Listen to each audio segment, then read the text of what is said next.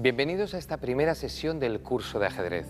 Siguiendo el orden que será habitual, os voy a presentar las secciones que componen cada sesión.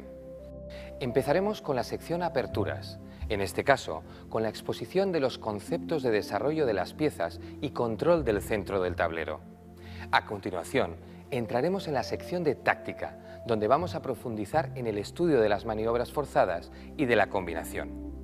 En la sección de Estrategia explicaremos cuál es el valor de cada pieza, imprescindible para saber siempre las fuerzas con que contamos. Y en Finales nos vamos a divertir acorralando al rey solitario con nuestras dos torres para darle jaque mate. Por último, en la lección del Gran Maestro contaremos siempre con la valiosísima experiencia personal de Miguel Illescas, el Gran Maestro internacional invitado, que va a revelarnos todos los secretos del juego. En esta ocasión nos aconsejará cómo podemos prevenir los ataques inesperados de nuestros contrincantes. Y además, recordad que en cada sección se plantean 3 ejercicios para practicar y repasar lo aprendido. Haced una pausa y tomaos el tiempo necesario para encontrar las soluciones. ¿Y ahora? ¿Qué os parece si empezamos?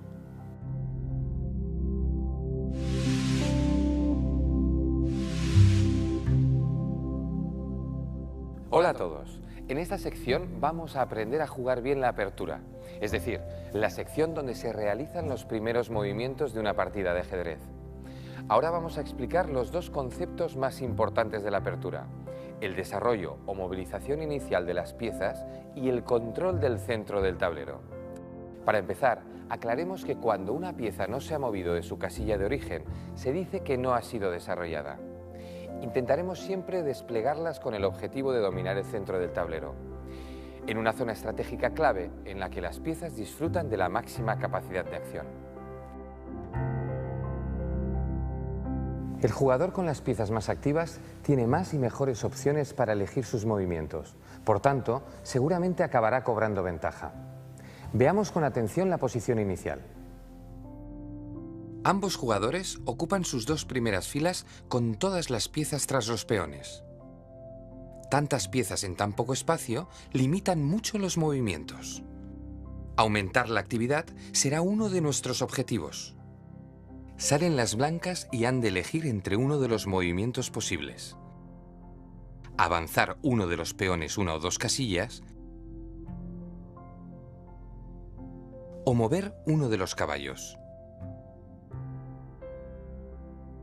Tenemos 20 jugadas posibles, ni más ni menos. ¿Cómo distinguir entre buenos y malos movimientos? Nos guiaremos por unas sencillas reglas. Vamos a realizar una jugada y veamos su efecto. Avanzamos un peón central 2 casillas, E4. Con una sola jugada pasamos a controlar casi medio tablero. Ahora disponemos de 30 jugadas posibles.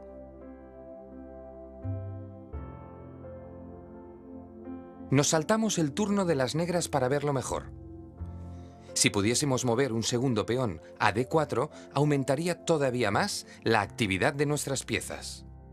Fijaos en que prácticamente dominan toda la quinta fila. Además, pasamos a disponer de 38 movimientos posibles. Recordad, el avance de los peones centrales libera la acción de las piezas y multiplica su actividad. Si nos lo permiten, debemos ocupar el centro con ambos peones. Para explicar mejor el concepto de desarrollo, vamos a simular una partida real. Jugamos con las blancas. Nuestro objetivo será desarrollar las piezas con la mayor rapidez posible e intentar que cada movimiento mejore nuestra actividad. Observad el caballo de rey blanco. ¿Y de cuántos movimientos dispone? El caballo controla 3 casillas, pero la E2, en amarillo, ya está ocupada. Por tanto, solo podemos mover a F3 y H3 iluminadas en verde. ¿Cuál de estas 2 opciones es la mejor? Un consejo. En general conviene elegir la casilla que nos ofrezca un mejor resultado en términos de actividad. Así que movemos el caballo a F3. Aquí el caballo desarrolla su máximo potencial, controlando un total de 8 casillas, pudiendo saltar a 5 de ellas. Es fácil ver que en H3 el caballo controlaría solo 4, la mitad.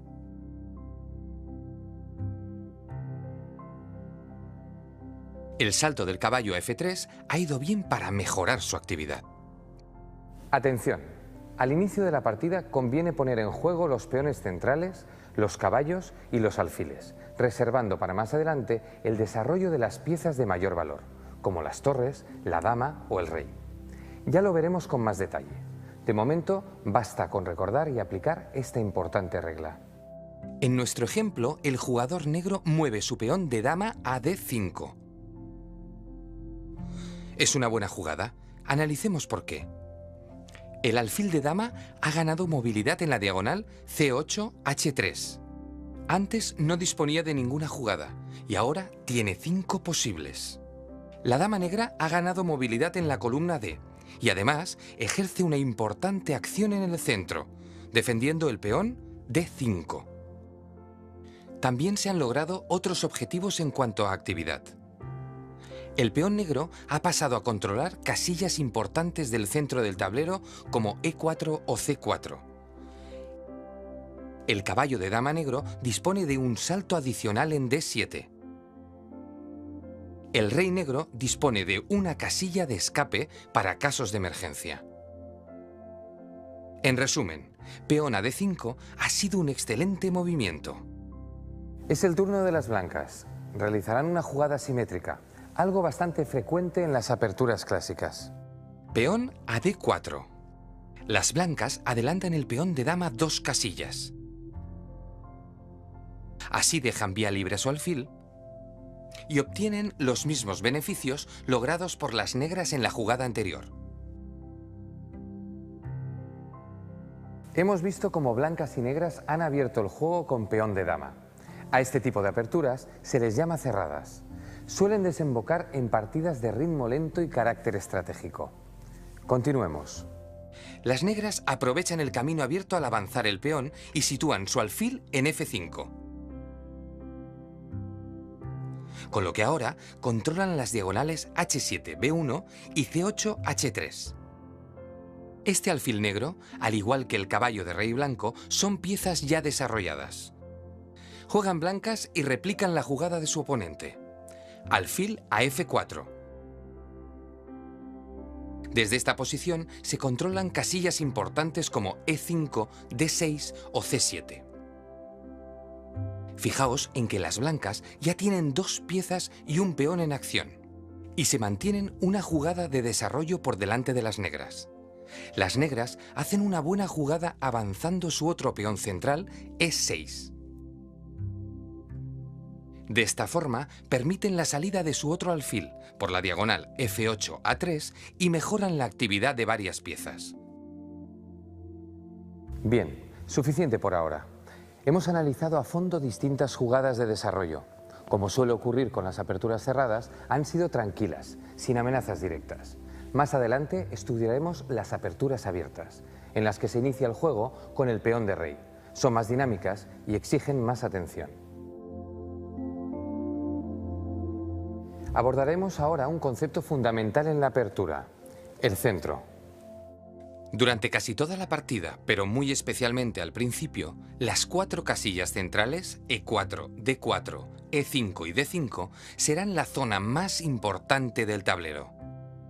En todas las aperturas se busca el dominio del centro. Podemos hacerlo ocupándolo con peones o controlándolo. Para verlo mejor, imaginad que el centro del tablero se eleva como la cumbre de una montaña. Quien controle esta zona tendrá ventaja, ya que puede atacar los distintos sectores del tablero desde una única ubicación.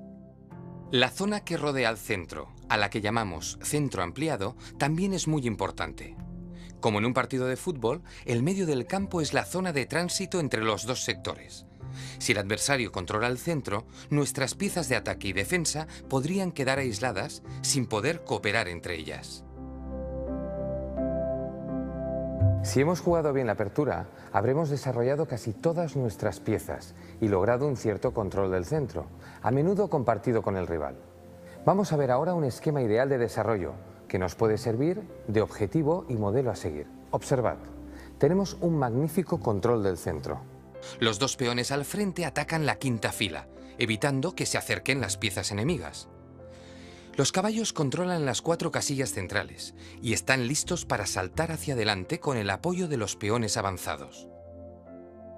Los alfiles controlan importantes diagonales y casillas centrales y al mismo tiempo están listos para coordinar sus movimientos con los caballos. Las piezas pesadas, dama y torres, actúan sobre las columnas centrales desde la retaguardia. Y finalmente tenemos al rey en zona segura, bien protegido por una línea de peones. En la práctica es difícil lograr una posición de dominio tan evidente, a menos que nuestro adversario colabore con un juego muy débil. Sin embargo, estudiar esta posición nos sirve para ver las posibilidades de un buen dominio del centro. Al empezar la partida, es recomendable mover un peón central 2 casillas, ocupando el centro. Luego, debemos desarrollar rápidamente los caballos y los alfiles buscando su dominio.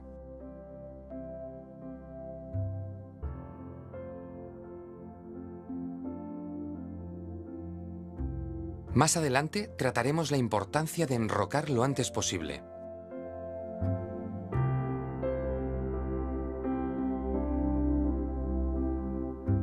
Para asimilar los conceptos y las reglas expuestas, es conveniente llevar la teoría a la práctica. Por eso, a continuación, os proponemos algunos ejercicios en los que, partiendo de una posición previamente determinada, tendréis que decidir qué jugada haríais, como si fuera una partida real. Según la dificultad de cada ejercicio, os indicaremos un tiempo mínimo y un tiempo máximo recomendable para realizarlo. Observad bien el tablero. Tenemos 3 jugadas para elegir. Opción A, alfil G5.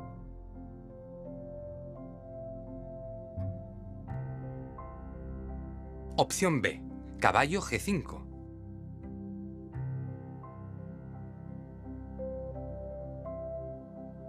Opción C, caballo A3.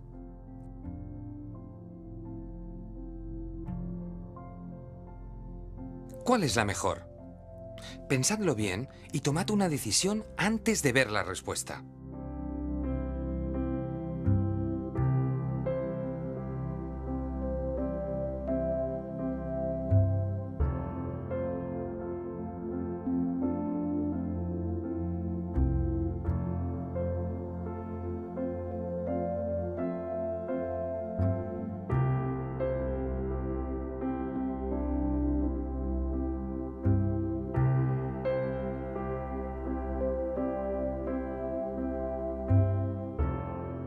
Vamos a ver si habéis elegido la opción correcta.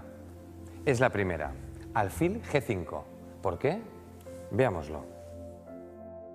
Mover el alfil es una jugada de desarrollo y lo sitúa en una posición muy activa, atacando al caballo negro, que ahora no puede moverse sin dejar expuesta su dama. Este movimiento no nos da una gran ventaja, pero es una buena jugada que mejora nuestra posición. Las otras 2 opciones, como vamos a ver, son bastante peores. Con caballo G5 estamos moviendo una pieza que ya estaba bien desarrollada, perjudicando a las que aún no han salido. Además, la amenaza conjunta de nuestro alfil y caballo sobre F7 puede ser fácilmente neutralizada por las negras con un simple enroque. Recordad, normalmente no debemos mover 2 veces la misma pieza en la apertura. Veamos la tercera opción, caballo A3. Cierto que desarrollamos una pieza, pero la casilla elegida no es buena, ya que allí el caballo tiene poca actividad y se aleja del centro. Sería preferible desarrollarlo a D2. Y todavía mejor a C3, por su mayor actividad y mejor control del centro. Tenedlo en cuenta, por regla general debemos evitar situar los caballos en el borde del tablero. Espero que el primer ejercicio os haya ido bien. Si no, aquí tenéis otra oportunidad. Concentramos nuestra atención en la situación que vemos en el tablero. ¿Qué jugada sería mejor? Podéis optar por Opción A, alfil G5.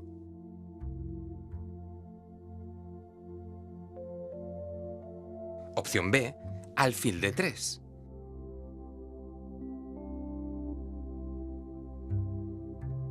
Opción C, torre B1.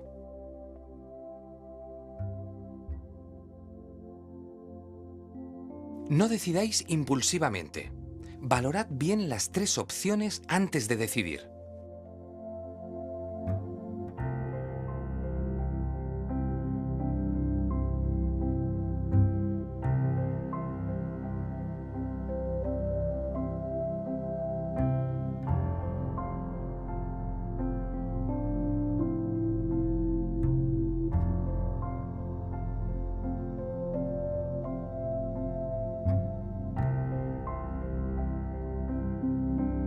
¿Lo tenemos ya? Muy bien. Ahí va la respuesta. La mejor jugada sería alfil D3. ¿Por qué?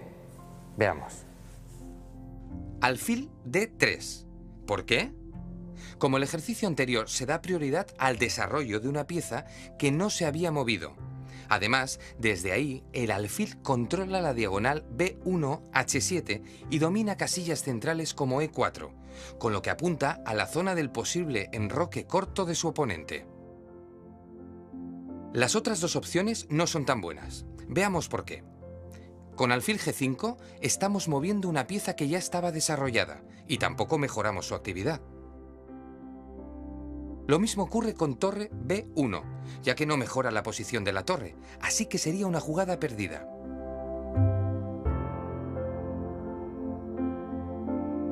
Muy bien, sigamos con los ejercicios. No penséis en ellos como algo puramente teórico. Son posiciones que podéis encontrar en cualquier partida real, donde seguro que podréis aplicar alguna de las ideas que estamos exponiendo. Observad el tablero. Tenemos tres opciones. Opción A, peón D4.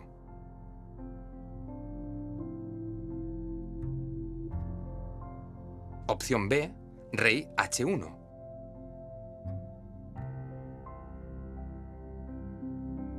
Opción C, alfil C4.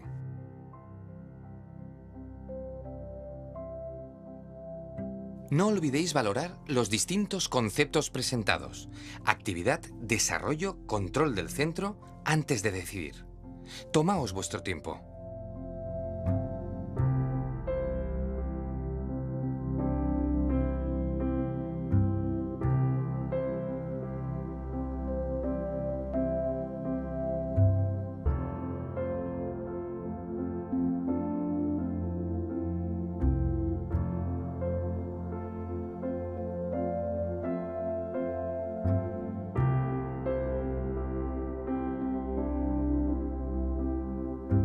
¿Listos?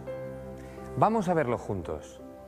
La mejor opción sería la A, peón D4. ¿Por qué? Miremos.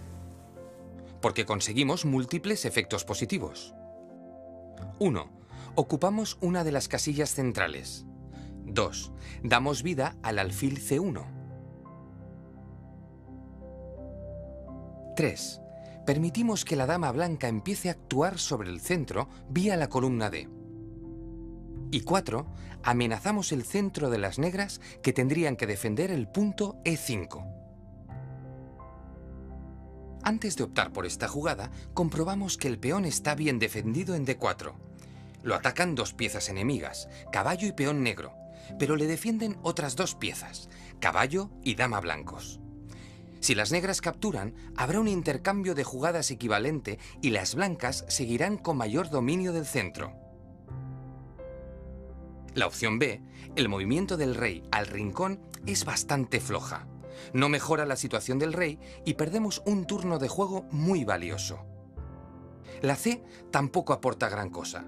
El alfil ya está bien desarrollado y no merece la pena gastar una jugada para moverlo de nuevo. Bien, hasta aquí los ejercicios de aperturas. Si habéis fallado alguno, no os desaniméis. Pensad que se aprende más de los errores que de los aciertos.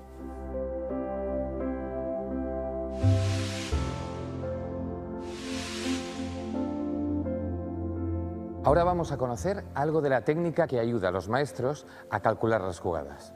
En concreto, estudiaremos las más fáciles de predecir. A menudo, en ajedrez, la respuesta a una jugada es única y evidente. En ese caso, decimos que se trata de una jugada forzada y precisamente por eso es fácil preverla. Lo veremos mejor con un ejemplo. Imaginemos que las blancas, a quienes les toca jugar, capturan la dama negra. Podemos estar razonablemente seguros de que las negras tienen que capturar a su vez la dama blanca. Otra jugada les dejaría en gran desventaja. Las blancas, por tanto, han forzado a las negras a hacer una jugada determinada. El caso más importante y claro de jugada forzada es el jaque. Mirad. Si las blancas capturan el alfil toma F6, dan jaque al rey negro. Las negras no tienen tiempo de coronar su peón porque deben evitar el jaque.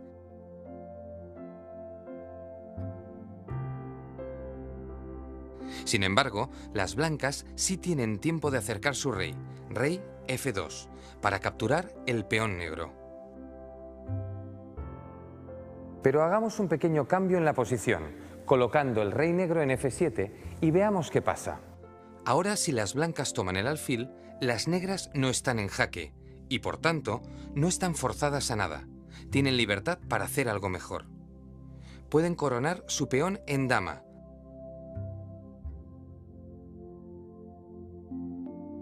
Dando jaque, y más tarde podrán capturar el alfil blanco. Con ello ganarán la partida. Así que en este caso, la mejor jugada para las blancas sería acercar su rey inmediatamente y tomar el peligroso peón negro.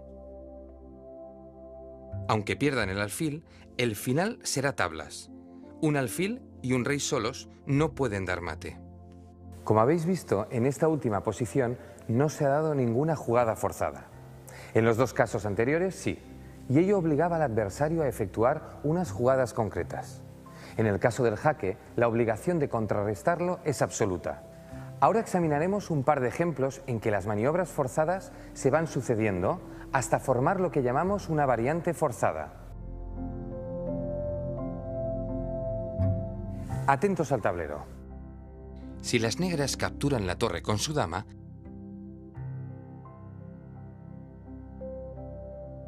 dan jaque al rey blanco que toma la dama. Aunque parece una mala jugada, no es así. La réplica blanca es prácticamente forzada y se produce la siguiente posición. Ahora las negras mueven su torre para volver a dar jaque.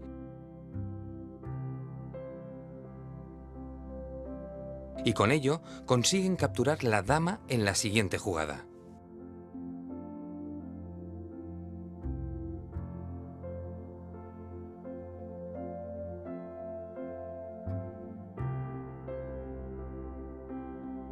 ¿Qué han ganado las negras con esta variante forzada? Una torre. Comprobamos que efectivamente en el primer movimiento ambos jugadores se encontraban en igualdad material. Sin embargo, ahora las negras cuentan con una torre de más. A continuación vamos a examinar otra posición. Se parece bastante a la anterior, pero fijaos bien, no es igual. Las negras creen que pueden llevar a cabo una jugada similar a la anterior y capturan la torre blanca.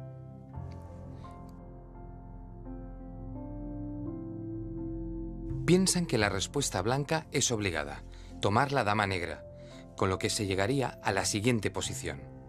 Y aquí, de nuevo la jugada torre H3, jaque, haría perder la dama a las blancas y daría la partida a las negras, pues el solitario peón blanco poco podría hacer contra la torre enemiga. ¿Pero tenían razón las negras? ¿Es cierto que tras capturar la torre la respuesta blanca era obligada? Volvamos a ese punto de la partida. En el ejemplo anterior, la jugada de la dama negra conducía al jaque, pero ahora no. Y ese importante detalle permite a las blancas encontrar una respuesta mejor. ¿Alguna idea? Dama B2 jaque. Con ello, las blancas apartan su dama de la posible amenaza, dando jaque, lo que no deja tiempo a las negras para salvar su dama. Cuando las negras muevan su rey, las blancas podrán capturar la dama adversaria sin peligro. Recordad, a veces nuestra jugada puede obligar al contrario a una réplica concreta, especialmente cuando planteamos una amenaza o provocamos un cambio de piezas. Pero solo el jaque obliga verdaderamente a una respuesta que lo evite. Tal vez no os hayáis dado cuenta, pero en las partidas anteriores hemos utilizado otra táctica además de la jugada forzada. Si os acordáis, las negras no recuperaban su dama hasta 2 jugadas después. Es decir, entregaban su pieza más valiosa, pero con ello forzaban una maniobra de la que acababan sacando ventaja. A este tipo de jugada se le llama combinación y siempre resulta inesperada. Sorprende a nuestro rival. Las combinaciones son muy importantes durante la partida. Más adelante las estudiaremos en detalle. De momento vamos a ver un caso muy sencillo. Parece que la partida está igualada, pero las blancas disponen de una maniobra para dar mate al rey negro. ¿La adivináis? La combinación está un poco oculta, porque la primera jugada parece ilógica. Las blancas entregan material. ¿Cómo? Capturando la torre negra con su dama.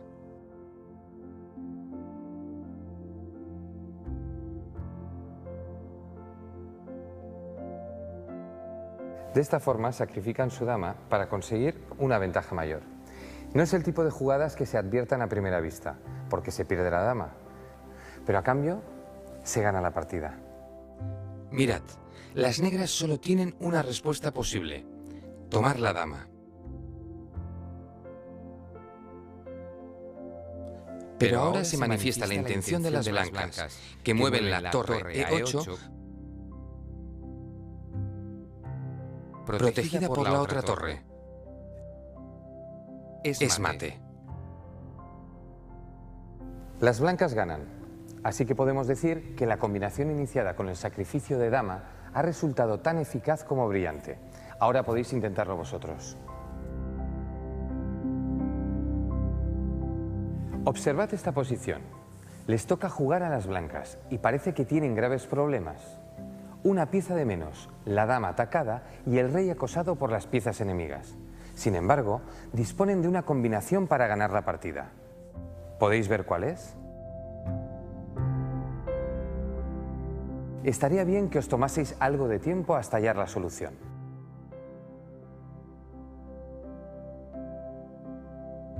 Efectivamente, las blancas pueden acabar con la partida utilizando una combinación parecida a la que hemos visto antes. Capturan la torre dando jaque y esto obliga al rey negro a responder. Entonces, las blancas ocupan la última fila con su torre y mate.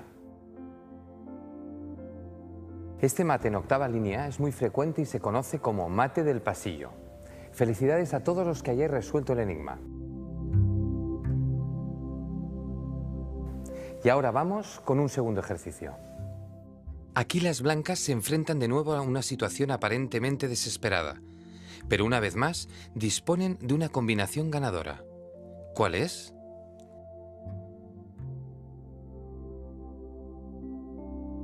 Sacrificar su dama. ¿Dónde? Ahí está lo difícil, en la casilla H8. Con este movimiento provocan un jaque que el rey negro está obligado a evitar y no puede hacerlo de otra forma que capturando la dama. Ahora la torre blanca liquida la partida con el mate del pasillo.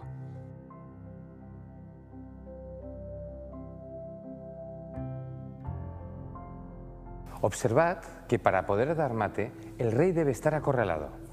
En este último caso, la casilla G7 estaba controlada por el peón situado en H6. Pero además, fijaos en que si la combinación se hubiese hecho al revés, el resultado no habría sido el mismo. Os lo mostraré.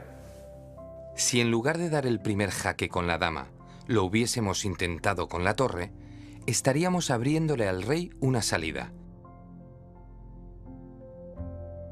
Como podéis comprobar, el rey negro acabaría huyendo y el sacrificio de las blancas no habría servido para otra cosa que para perder material.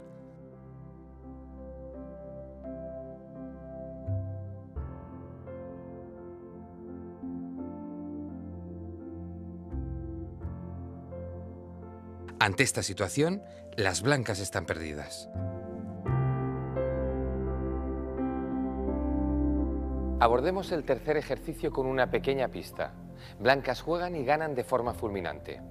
Tenéis de 2 a 10 minutos para resolverlo. Aquí tenéis la posición.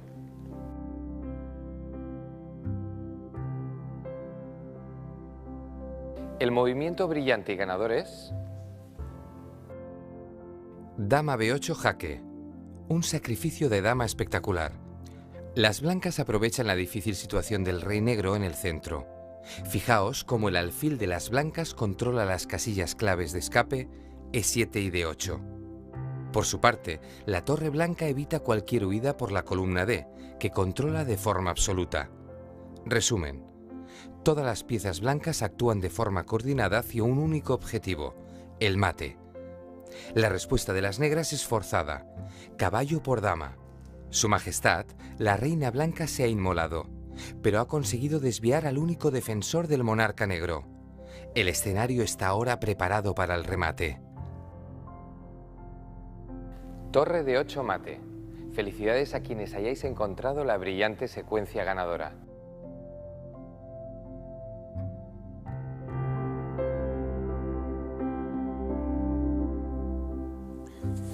Muy bien. Ahora que ya sabemos lo que es una combinación, vamos a tratar de emular a uno de los mejores jugadores de todos los tiempos. Paul Morphy. Paul Morphy era descendiente de una familia criolla de Nueva Orleans. La música y el ajedrez estaban muy presentes en aquel ambiente y Morphy aprendió a jugar observando a quienes le rodeaban. Con solo 13 años ya era considerado uno de los jugadores más fuertes de los Estados Unidos. Su superioridad era tal que solía dar ventaja de peones y de salida a sus adversarios. Morphy consideraba el ajedrez como una diversión y nunca se planteó una dedicación profesional. En 1858, un año sabático en su carrera como abogado, visitó Europa. Allí demostró que era el mejor jugador del mundo.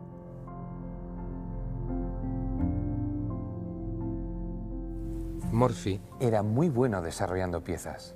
En una de las más brillantes partidas de ataque del siglo XIX, alcanzó esta posición. Y cómo no, la remató de forma convincente con una corta pero espectacular combinación. Observadlo bien. ¿Podéis adivinar cuál fue la brillante combinación que descubrió?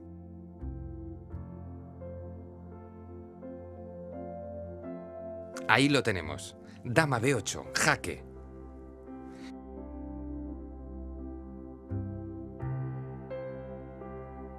Su contrincante capturó de modo forzado la dama con el caballo.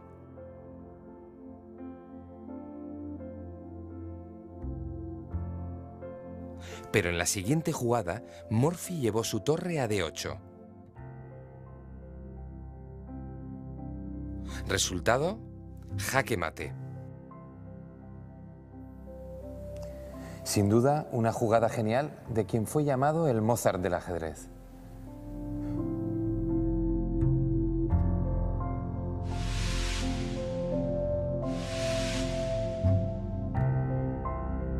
En la lucha por el control del tablero, a menudo se producen conflictos entre los dos bandos. En definitiva, 32 piezas se disputan 64 casillas. Los choques son inevitables y suelen desembocar en cambios. Capturamos piezas del adversario y él captura las nuestras. Pero, ¿cómo podemos saber si el cambio nos compensa? ¿Qué vale más, un caballo o una torre? ¿Sería aconsejable, por ejemplo, cambiar el alfil por 2 peones? Conocer el valor teórico de las piezas es necesario para tomar decisiones acertadas. Y esto es precisamente lo que vamos a hacer ahora. Conocer a fondo las piezas y establecer un sistema de medida que nos permita comparar su fuerza relativa. Pensad que la importancia de una pieza está directamente relacionada con las características de su movimiento. Cuantas más casillas controla o puede llegar a controlar, mayor es su actividad y, por tanto, mayor es su valor. Siguiendo este criterio, resulta fácil deducir que la dama es la pieza más poderosa y que el modesto peón, tan limitado en sus movimientos, es la menos importante. Pero para jugar bien, ese conocimiento intuitivo no basta.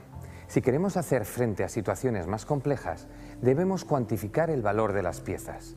No hay que olvidar que hablamos de un valor teórico. En la práctica también influyen otros factores. Por ejemplo, un peón que está dando jaque resulta, en ese preciso momento, más decisivo que cualquier otra pieza. Dicho esto, vamos a examinarlas a fondo y a crear una escala de valor en función del peón. Veamos. Un peón solo puede avanzar a la casilla que tiene delante y controlar otras dos. Una actividad muy discreta si la comparamos con la de otras piezas. El peón es la fuerza de la infantería en ajedrez y resulta especialmente eficaz en el cuerpo a cuerpo. Cumple funciones estratégicas de gran valor, especialmente defensivas. Los peones son capaces de controlar importantes casillas centrales y de mantener a raya las piezas enemigas. También resultan fundamentales para la defensa del rey. Disponer de un buen escudo de peones, como el que proporciona el enroque, es muy recomendable. En los finales de partida, el peón adquiere mayor protagonismo y mayor valor porque aumentan las posibilidades de alcanzar su meta, la coronación. Como hemos dicho, vamos a proyectar una escala de valor en función del peón, así que le asignamos un punto. Analicemos ahora una pieza con características únicas, el caballo. Un caballo solo puede actuar a la vez en una zona y su actividad es tremendamente sensible a su ubicación. Si están situados en el centro, pueden controlar un máximo de 8 casillas, pero a medida que se acercan a los lindes del tablero, su control disminuye. Como vemos, en el rincón solo puede dominar 2 escaques. El caballo se desplaza de forma directa. A diferencia del alfil, la torre o la dama, su trayectoria no puede ser interrumpida. Esto le hace especialmente temible en los jaques al rey. Ante un caballo queda descartada la opción de cubrir el jaque. Por lo tanto, solo hay 2 opciones, capturarlo o huir. Su capacidad única para saltar también le permite desenvolverse bien en posiciones cerradas o situaciones de bloqueo. Sin embargo, los caballos son piezas de corto alcance y esto les hace lentos para trasladarse de un sector a otro. La experiencia de siglos de práctica ajedrecística nos permite asignarle con bastante precisión un valor aproximado de 3 unidades. Por lo tanto, el caballo equivale en un plano teórico a 3 peones. La siguiente pieza en importancia es el alfil, al que también daremos un valor equivalente a 3 unidades. Veamos por qué. La actividad del alfil es bastante mayor que la del caballo. Puede controlar hasta un máximo de 13 casillas en el centro y un mínimo de 7 desde las bandas. Con ese radio de acción puede parecer que el alfil es muy superior al caballo. Pero tiene un hándicap. Solo se desplaza por casillas del mismo color que la que ocupa, y esto limita considerablemente su valor. El alfil es una pieza de largo alcance y puede actuar en varias zonas a la vez. Por eso, en juego abierto, se muestra superior al caballo. Resulta ideal para atacar desde la distancia, parapetado entre sus peones como si fuera un arquero disparando mortíferas flechas sobre las filas enemigas. El problema de moverse por casillas de un único color puede atenuarse cuando se dispone de la pareja de alfiles. Entonces, forman un tándem extraordinario, especialmente en finales de partida con mucho campo abierto.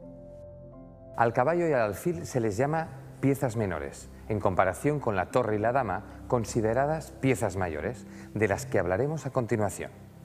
A la torre le asignamos un valor de 5 unidades, es decir, equivale a 5 peones, o lo que es lo mismo, una pieza menor más 2 peones. Veamos sus propiedades y entenderemos por qué. Una torre controla 14 casillas, una más que el alfil, pero lo hace sin ninguna limitación, ni de color ni de ubicación. Observad cómo en un solo movimiento puede dominar cualquier casilla del tablero. Las torres son piezas de trayectoria vertical y horizontal de largo alcance. Por su potencia recuerdan a las catapultas, pero son tan veloces que podríamos compararlas a los aviones de combate actuales. Por eso, al igual que los alfiles, las torres necesitan el tablero despejado para desplegar todo su potencial. Así que se muestran algo torpes en la lucha cuerpo a cuerpo o cuando no disponen de columnas abiertas. En los finales de partida resultan muy eficaces para capturar peones enemigos. Las torres pueden atacarles en vertical y ellos, por su tipo de movimiento, no lo pueden esquivar. También son temibles en el ataque al rey porque tienen la capacidad de cortar el tablero, impidiendo que el rey enemigo pueda cruzar filas o columnas para escapar. Y ya solo falta una última pieza, la más poderosa de todas, la dama. La dama combina el movimiento de la torre y del alfil, pero vale más que la suma de ambas. Por convención, su valor se ha establecido en algo más de 9 unidades. Vamos a conocerla a fondo. La actividad de la dama es espectacular. Desde el centro puede dominar hasta 27 casillas, casi medio tablero, controlando un mínimo de 21 cuadros desde su peor ubicación en la banda. Es una pieza de largo alcance, apta sin embargo para todo tipo de combate, incluido el cuerpo a cuerpo. Casi siempre resulta decisiva en el ataque al rey enemigo. Su único pero es precisamente su enorme valor. La dama debe actuar cuando no pueda ser atacada fácilmente. Se trata de una pieza tan importante que nos veremos obligados a responder a casi todos los ataques que la amenacen. Por último, cabe decir que no tiene sentido plantearnos el valor del rey. Es una pieza que no puede ser cambiada. Perderla significa perder la partida. Por lo tanto, recordad. Partiendo del peón, que vale 1 punto, el caballo y el alfil equivalen a 3 unidades. La torre tiene un valor de 5 puntos y la dama, la más poderosa de todas, equivale a 9 unidades, o lo que es lo mismo, 9 peones. El valor del rey es infinito, puesto que se trata de una pieza que no puede ser cambiada por ninguna otra. Os recomiendo que memoricéis la tabla, pero no olvidéis que estos valores son estáticos. Suponen igualdad de condiciones en el resto de factores. Por supuesto, en la práctica, un caballo bien colocado valdrá temporalmente más que un alfil en una mala posición. En resumen, conocer el valor teórico nos ayudará a rechazar los cambios desfavorables y a buscar los que nos resulten ventajosos a nivel material. Así que, vamos a ponerlo en práctica. Observad la situación de esta partida. Las negras avanzan su peón a G5. Si las blancas hacen caso omiso a las intenciones del rival y deciden, por ejemplo, desarrollar su otro caballo en C3, perderán el alfil. Es verdad que podrían capturar el peón, pero como sabemos, un alfil vale 3 peones, así que este intercambio resulta muy desfavorable para las blancas. Por lo tanto, hay que atender a la amenaza de las negras. Así que os planteo una pregunta. ¿Es recomendable la jugada caballo por G5 provocando el cambio del caballo por los peones enemigos? ¿O bien sería más prudente mover el alfil a G3, renunciando por el momento a los cambios? Pensadlo un momento. Debéis calcular la jugada y decidir cuál sería la mejor opción.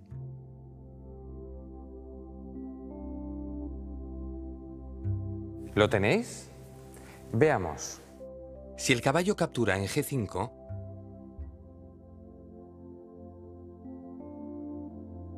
las negras responderán tomándolo.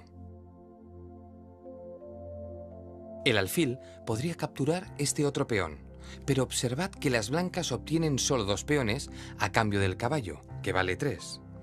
Definitivamente, lo aconsejable es retirar el alfil. Si no lo habéis acertado, no os preocupéis. Solo hay que practicar un poco más. Os planteo un segundo ejercicio. Examinad esta posición. ¿Podríais hacer un cómputo del material? ¿Consideráis acertado para las blancas la captura en E4? Pensadlo.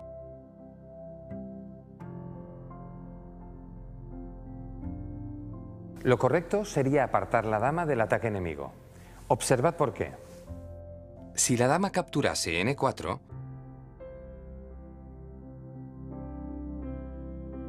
las negras tomarían la dama blanca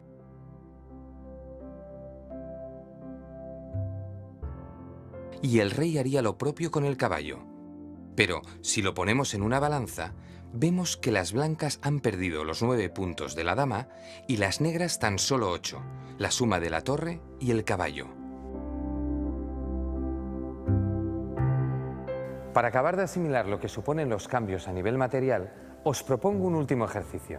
Es muy sencillo. Voy a mostraros unas balanzas y tendréis que comprobar si se inclinan en la dirección adecuada o no.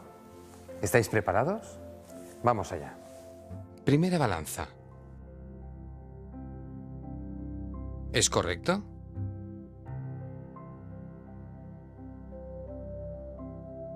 Efectivamente, dama y peón suman 10 puntos, mientras que caballo, torre y peón tan solo suman 9. Veamos la siguiente.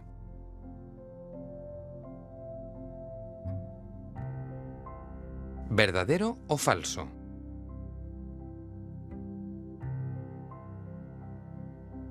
Falso.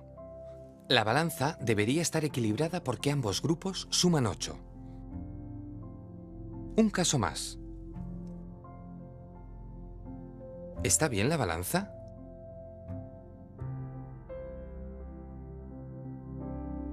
No. Tendría que inclinarse hacia la izquierda. Dama y peón suman 10 puntos, mientras que torre, alfil y peón, 9. Por último,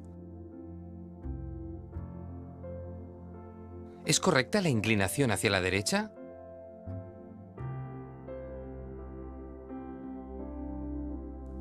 Por supuesto que sí. Torre y peón suman 6, mientras que alfil, más los dos peones, solo suman 5 puntos. Como habéis visto, esta escala de valor ayuda mucho a la hora de sopesar las opciones y es importante no tomar decisiones que nos hagan perder material.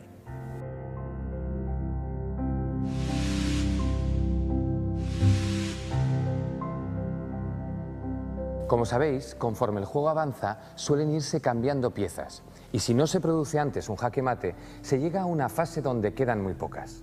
A esa fase se la llama final. Dentro de las diferentes categorías de finales, debemos aprender primero las más básicas. Se dan a menudo en partidas de principiantes y son aquellas en que uno de los bandos se ha quedado solo con el rey. Si es el caso de nuestro adversario, debemos plantearnos la posibilidad de darle jaque mate para ganar la partida. Pero dependerá de las piezas que tengamos nosotros. Nos hará falta como mínimo una dama o una torre. Con piezas menores hace falta 2 alfiles o un alfil y un caballo para poder forzar el mate. En cambio, 2 caballos no bastan, salvo que el rival ayude. Como podéis imaginar, un solo peón podría conseguirlo siempre que lográramos coronarlo. La técnica para dar mate al rey solitario consiste en quitarle todas las casillas de escape. Observad la posición del rey en el centro del tablero. Tiene 8 casillas a su disposición. No es fácil quitárselas todas. En cambio, con el rey en la banda del tablero, solo existen 5 casillas de escape. La misión es algo más asequible. Y si el rey está en el rincón, solo hay 3 casillas por las que pueda escapar. La tarea de darle mate es mucho más fácil. Por tanto, para dar mate al rey solitario, la primera tarea es llevarle a la banda del tablero, o todavía mejor, al rincón. Vamos a ver cómo conseguirlo con 2 torres. El ejemplo ilustra perfectamente la técnica para acorralar al rey enemigo. Observad, partimos de esta posición. Como veis, el rey negro goza de plena movilidad en el centro, así que las blancas empiezan su ataque. Torre A4. Con esta jugada, las blancas establecen una barrera en la fila 4 para que el rey negro no pueda cruzar. Por lo tanto, quedará encerrado en las 4 últimas filas. Las negras solo pueden esperar y lo hacen intentando mantenerse en el centro el máximo de tiempo. Ahora, la otra torre obliga a retroceder al rey negro hacia la banda. Fijaos, una torre da jaque mientras la otra le corta el paso hacia adelante.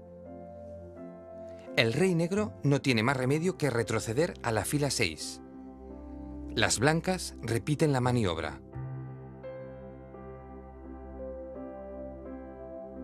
Ahora el rey ataca la torre. Así que las blancas tienen que modificar un poco su plan.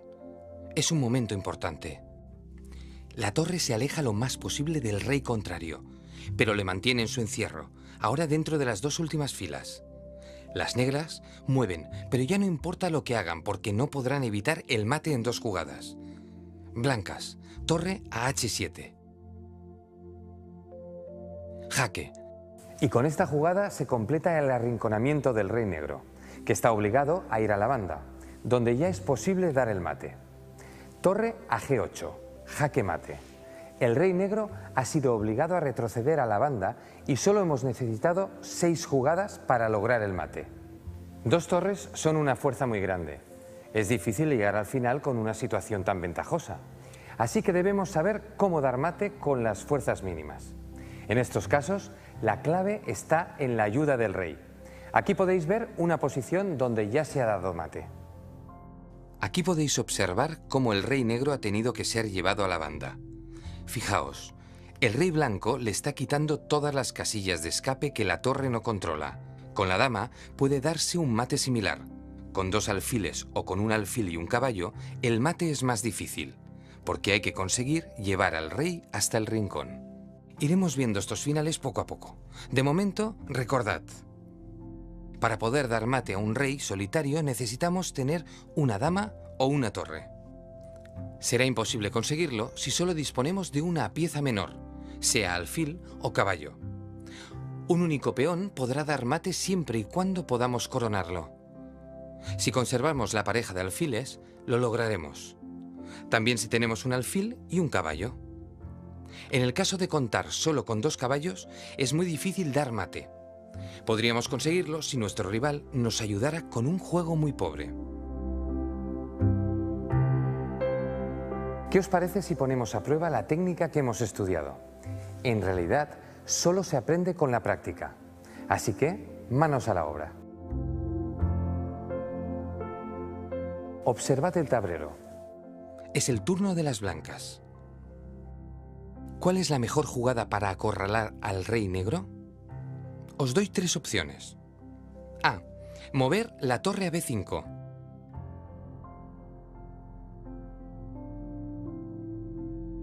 B. Jugar con la otra torre en H6.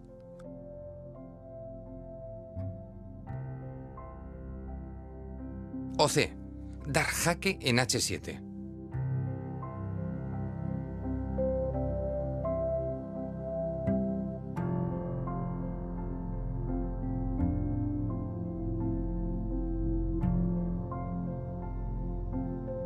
La mejor jugada sería la B, torre H6. Veamos por qué. Con este movimiento conseguimos encerrar al rey negro en las 2 últimas filas. La opción A es menos efectiva porque el rey queda encerrado pero dispone de una fila más. En cuanto a la opción C, torre H7, jaque, tampoco es buena. Pensad que las negras no darán facilidades, llevando el rey a la última fila y dejándolo en el borde del tablero. Es más probable que jueguen en la tercera fila, y aquí el rey tiene más libertad.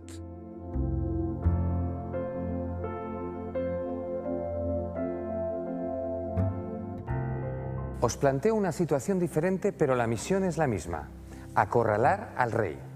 Fijaos en la posición. Juegan blancas. ¿Qué movimiento sería el más eficaz para acercar al rey? Opción A, torre F1.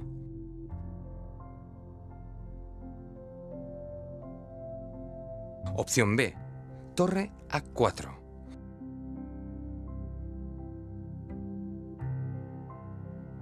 Opción C, torre G1, jaque.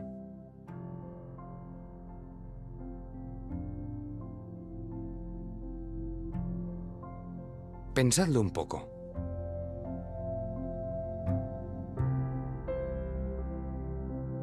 Ahora, el rey está más cerca de la última columna que de la última fila. Por tanto, la respuesta correcta es la A. El movimiento torre a F1 deja encerrado al rey en las 2 columnas de la derecha, un total de 16 casillas. En cambio, la opción B, torre A4, lo dejaría encerrado en las últimas 4 filas, que son 32 casillas. La opción de jaque con la torre en G1, como ya hemos visto en el primer ejercicio, daría buen resultado si las negras respondieran con una jugada de su rey en la columna H, pues quedaría encerrado allí. Pero si lo juegan a la columna F, su rey gozaría de mucho más espacio que con la primera opción.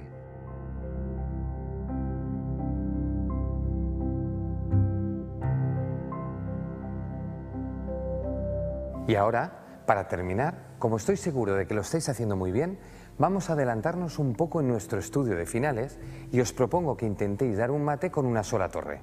Fijaos en el tablero. Juegan blancas y dan mate en 2.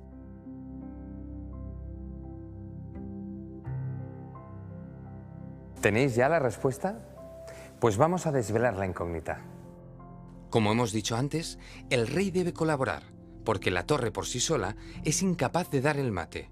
Por lo tanto, el primer movimiento será acercar el rey. Al desplazar al rey, la torre actúa en la columna F y eso deja al negro sin otra opción que irse al rincón. Y ahora sí, lo tenemos justo donde queríamos para dar el mate.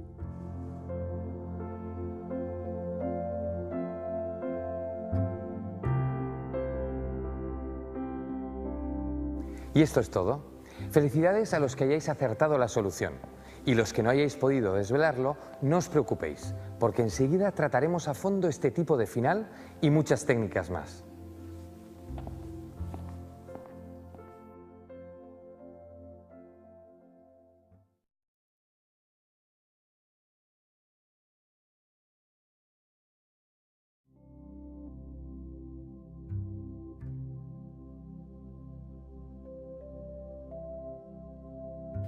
Hola a todos, soy Miguel Illescas, Gran Maestre Internacional de Ajedrez.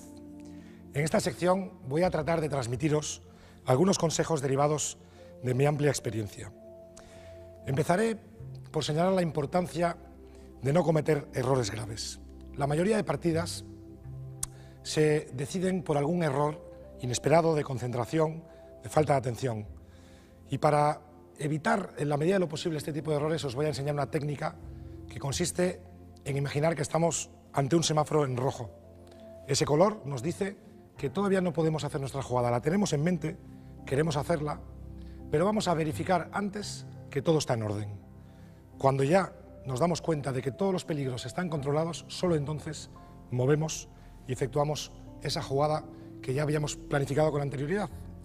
Para ilustrar esta técnica lo voy a hacer con una partida que me enfrentó al campeonísimo Garry Kasparov. Kasparov empezó la partida con peón dama.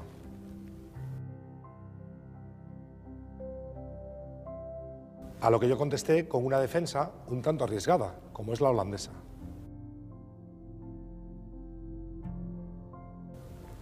El peón desde F5 controla la casilla E4 y se inicia una batalla estratégica de gran calado.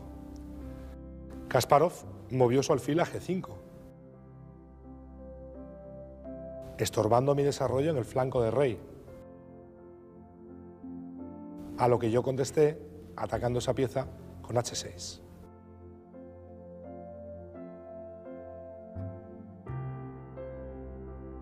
El alfil huyó a H4 y ante esa retirada respondí con G5,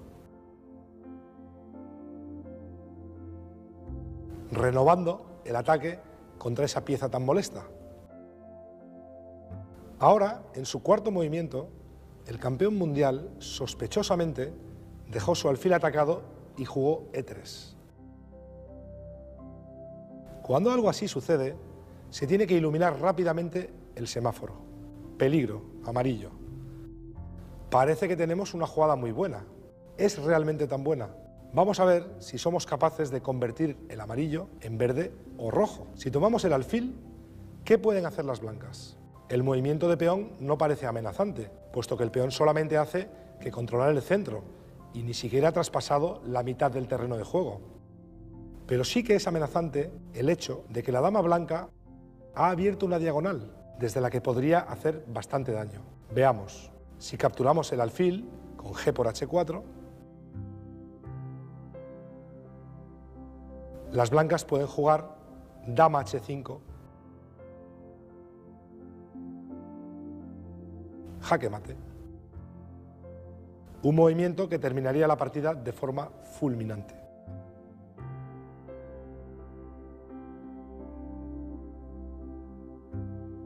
Por ello, el semáforo se puso en rojo ante la captura del alfil. El campeón del mundo está claro que no va a hacer un regalo así. Y yo, prudentemente, desarrollé mi caballo a F6, evitando, como vemos, que la dama blanca ataque a nuestro rey por el control que ese caballo ejerce sobre la casilla crítica H5. Kasparov tuvo que retirar su alfil